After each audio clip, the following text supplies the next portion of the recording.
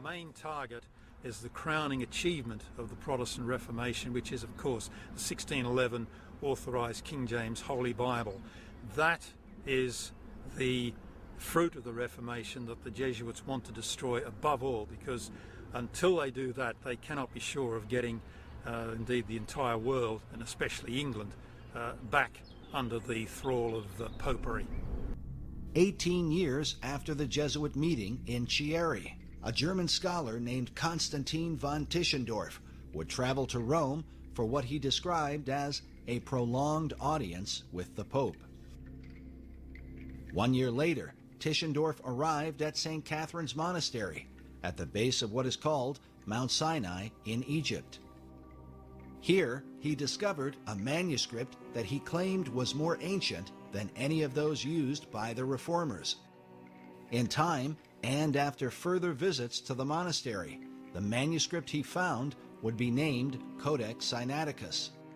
Oddly, it had more corrections or changes in it than any other manuscript in biblical history. Tischendorf claimed there were some 14,800 corrections done in the manuscript. Is that true?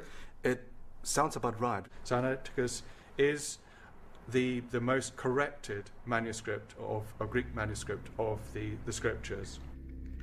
Years later, after Tischendorf published the manuscript, a copy would be presented to Pope Pius IX. The Pope would send a letter in which he expressed his highest appreciation of the publication. About this same time, a second manuscript emerged from the Vatican Library, named Codex Vaticanus, the Vatican Book, also said to be more ancient than the manuscripts used by the Reformers.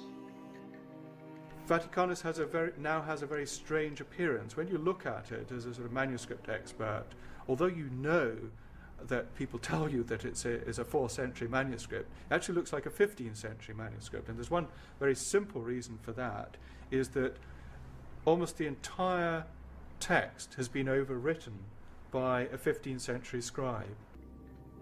Vaticanus and Sinaiticus are the two Greek manuscripts that would be embraced in the 19th century as older and more reliable than the texts used by the Reformers.